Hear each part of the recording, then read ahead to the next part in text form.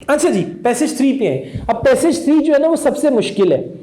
Miss कहेंगी तो one कौन सा आसान था?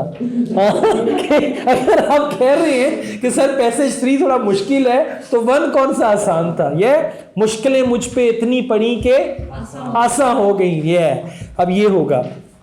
ओके जी, अब और इसमें जितने भी पैसेज आते हैं वो क्या हैं? Based on science, technology, research. सब लोग आ रहे हैं पैसेज 3 पे। पैसेज 3 मिल गया। एजुकेटिंग साइकी मिल गया सबको, ठीक है। अच्छा, अब ये पैसेज 3 जो है हमारा, ये है जनाब आपका एजुकेटिंग साइकी।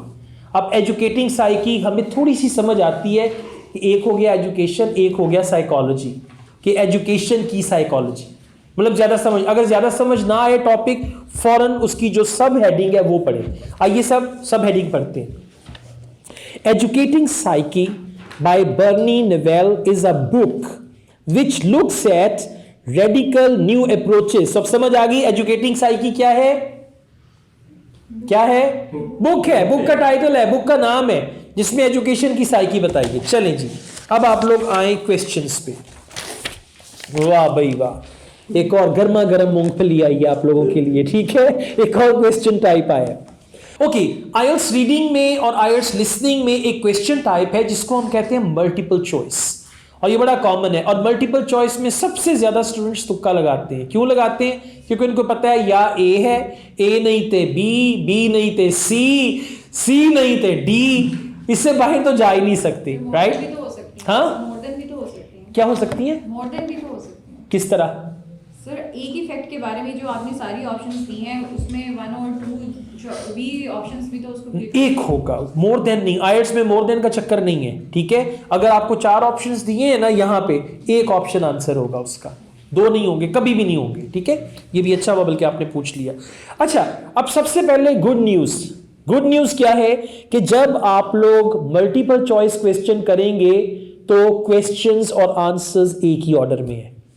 क्वेश्चंस और आंसर्स एक ही ऑर्डर में। अब करना क्या है, सबसे पहले ये समझे करना क्या है, ये इंपॉर्टेंट है।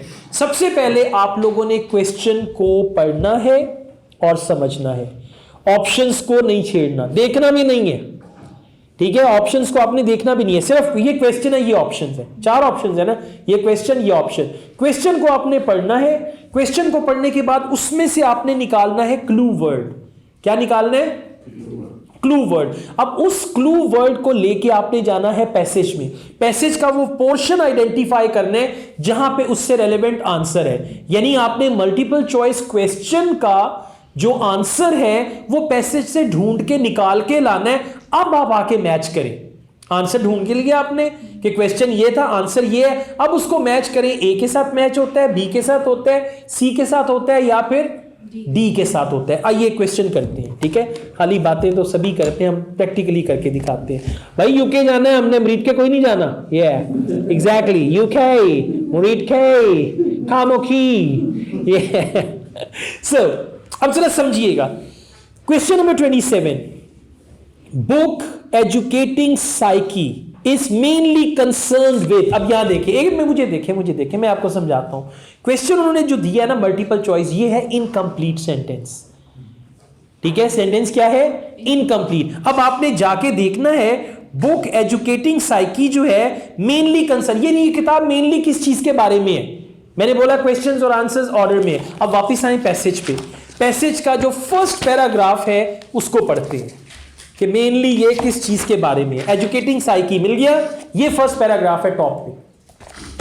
सुनिएगा, educating psyche by Bernie Newell is a book which looks at. अब ये बता रहे हैं किस चीज के बारे में, और ये 2-3 चीजें बताएंगे, इनमें से एक चीज मैच होगी। अंडरलाइन कीजिएगा सब लोग मिलके। Which looks at radical new approaches to learning, इसको अंडरलाइन करें। Radical new approaches to learning का मतलब है इनोवेटिव आइडियाज, नई चीजें। Describing the effects of emotion, इसको भी अंडरलाइन करें। यानी इमोशन के इफेक्ट्स को क्या करती है? डिस्क्राइब करती है। इमेजिनेशन एंड अनकॉन्शियस लर्निंग, यानी ये 4-5 चीजें होगी। एक हो गया radical new approaches to learning, दूसरा हो गया describing the effects of emotion, तीसरा हो गया इमेजिनेशन एंड अनकॉन्शियस लर्निंग। अब जाएं वापस और देखें ए बी सी डी में से कौन सा ऑप्शन आपको लगता है जो उसके साथ मैच करेगा। आंसर जब मैं पूछूंगा तब बताना है, वरना पहेली की तरह ट्विस्ट खराब हो जाएगा। अगर ऐसे ना मिले आंसर आसानी से, तो एक कागज पे ना ए बी सी डी लिख लीजिएगा और 1 से 21 तक गिनती पढ़नी है। 1 2 3 4 5 6 7 8 9 10। 10 क्या है? D. D is the right answer. Okay, yes, so what's the right answer? A. Very good. Clapping. That's the wrong answer. I'll tell you why. मैं प्रूव करूंगा, मैं घर से पढ़ के आया हूं। ओके, मैं तैयारी करके आया हूं, ठीक है, मैं आपको बताऊंगा।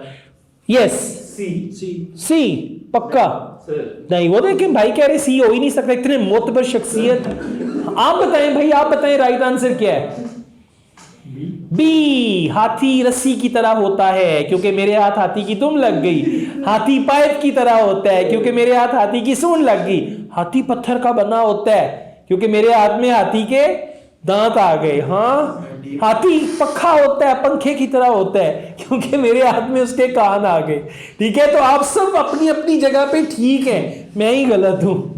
ओके, ऑलराइट जी, बोले the right answer is D. अब मैं आपको बताऊंगा क्यों, मैं आपको साबित करूंगा। यहां पे मैं आपके दिमागों में क्वेश्चन मार्क बना के नहीं भेजूंगा, मैं बताऊंगा। अच्छा देखिएगा, ऑप्शन ए है power of suggestion in learning. अच्छा, ग्रामेटिकली देखा जाए ना तो चारों ऑप्शंस लगते हैं। ग्रामेटिकली नहीं देखना, देखना यह है कि जो कॉन्सेप्ट आपने परसीव किया है पैसेज में से, उसके मुताबिक क्या लगेगा। Power of suggestion in learning, कि लर्निंग में सजेशन की क्या पावर है। अच्छा, एक चीज और देखें, elimination is the best way to deal with multiple choice. Elimination क्या है? एलिमिनेशन ये है कि 4 में से सबसे पहला टारगेट 2 तो उड़ा दे। जैसे वो नहीं, अमिताभ बच्चन, अगला प्रश्न 5 करोड़ का क्वेश्चन आता है, 4 ऑप्शंस हैं, फिर जब आप उससे हेल्प मांगते हैं 2 ऑप्शन उड़ा देते हैं। आप कहते हैं ये 2 ऑप्शन है इसमें से, तो आपने क्या करना है, आपने भी कौन बनेगा करोड़पति आइल्स वाला, वो बनना है 4 में से 2 ऑप्शंस को उड़ा दे। और वो 2 ऑप्शंस ऐसे होंगे जो इलॉजिकल होंगे, इररेलेवेंट होंगे। First do that. Okay, power of suggestion in learning, no, काट दें इसको। B, particular technique for learning based on emotion. Emotions की बात हुई है लेकिन पर्टिकुलर टेक्निक की बात नहीं हुई, बी को भी छोड़ दें। अब आए सी पे, इफेक्ट्स ऑफ इमोशन। बहुत सारे लोगों को लगा कि सी होगा, इमोशंस की बात हुई है, इफेक्ट्स ऑफ इमोशन। अच्छा, उसने क्या किया है, इमोशंस और इमेजिनेशन की अलग अलग बात की, but he didn't say that effects of emotion on imagination and unconscious, right? So C is even not the answer. The right answer is ways of learning which are not traditional. अब मैं आपको बताता हूं विच are not traditional से उनकी क्या मुराद है। वापिस आए पैसेज पे। एब्सोल्युटली, ये जो दिया हुआ ना, new approaches to learning, radical new approaches. Radical new approaches का मतलब है ways of learning which are not traditional. So D is the right answer. ठीक हो गया?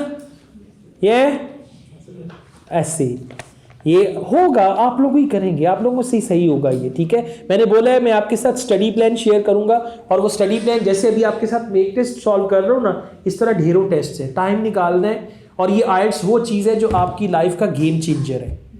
गेम चेंजर मामूली चीज़ नहीं है। आइल्स कर लिया, 7 बैंड ले लिया, 7.5 ले लिया, पूरी दुनिया के दरवाजे खुल जाएंगे। क्या होगा, दुनिया का हर कंट्री ऐसे होगा, मां बन जाएगा मेरा काका, मेरे पास आओ। कनाडा मां बन जाएगा, मेरे पास आओ। अमेरिका, न्यूजीलैंड, ऑस्ट्रेलिया 7 बैंड लें, 6.5 लें। और एक दफा आप जैसे लोग किसी कंट्री में घुस गए तो उन्होंने वापस नहीं आना। ठीक है, ये भी मैं आपको बता रहा हूं, फिर वापस नहीं आना। आएंगे, मैं 30 दिन की छुट्टी आए हैं, हाँ, उसके बाद फिर वापस।